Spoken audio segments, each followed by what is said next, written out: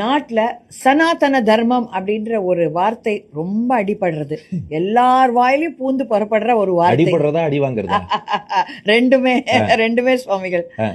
அந்த வார்த்தைக்கு என்ன அர்த்தம்? ஏன்னா நிறைய பேர் அது புரிஞ்சுட்டு பேசுறாளா, புரியாம சொல்றாளா? அருமையான கேள்வி கேட்டேன். திட்டவானும் சரி, பாராட்டி பேசுறவானும் சரி, சனாதன தர்மம்னு பேசுவா. என்ன அர்த்தம்ங்கிறது தெரியல.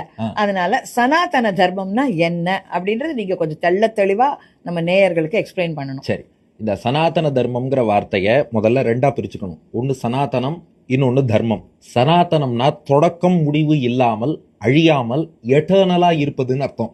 இன்னைக்கு என்ன ஒண்ணுன்னா, இங்கிலீஷ்ல சொன்னா எல்லாருக்கும் உடனே புரிஞ்சுடுறது. தமிழ்ல விளக்கம் கொடுத்தாலும் நிரந்தரமாக, தொடக்கம் முடிவு இல்லாமல் இருப்பது, இதெல்லாம் சொல்றதை விட எட்டர்னல்னு சொன்னா உடனே புரிஞ்சுடுறா.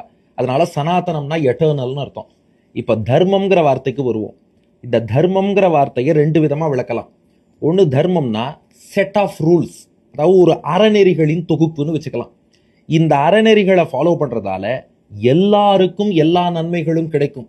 ஏதோ ஒரு குறிப்பிட்ட சாரார், ஒரு குறிப்பிட்ட இடத்துல வாழறவா, குறிப்பிட்ட குலத்துல பிறந்தவான் இல்ல. இந்த உலகத்துல உள்ள எல்லா ஜீவராசிகளுக்கும் இங்கே வாழும் காலத்திலும் மறுமையிலும் எல்லா நன்மைகளும் கிடைப்பதற்கு எந்தெந்த செட் ஆஃப் ரூல்ஸ் உபாயமா சாதனமா வழியா இருக்குமோ அந்த set of rules that takes every individual or every being in this universe, not human, every being in this universe, the set of rules that guide them to ultimate good. அந்த set of rules தர்மங்களை தான் தர்மம்னு இந்த இடத்துல சொல்றோம். அப்ப சனாதன தர்மம் ரெண்டையும் சேர்த்துக்கோங்க.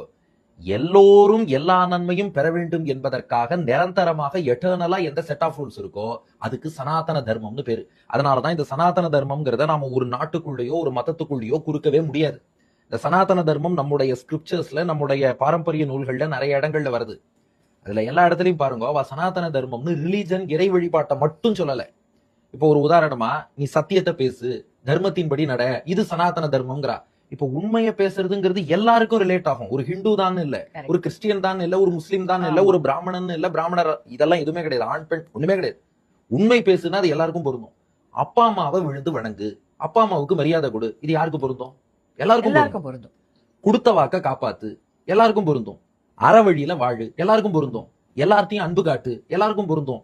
அரசனாக இருப்பவன் தன்னுடைய பிரஜைகளை தன் பிள்ளைகள் போல் பார்த்துக்கணும், இதுவும் எல்லாருக்கும் பொருந்தும். இப்படி எல்லோருக்கும் பொருந்தக்கூடியதாக இருக்கக்கூடிய, எல்லாரும் நன்மை அடையணும்னா எந்த செட் ஆஃப் ரூல்ஸை ஃபாலோ பண்ணணுமோ அந்த எட்டர்னல் செட் ஆஃப் ரூல்ஸ், இதுதான் literal English translation. Eternal set of rules that guide all beings to ultimate good. இது சனாதன தர்மம். இது ஒரு விளக்கம்.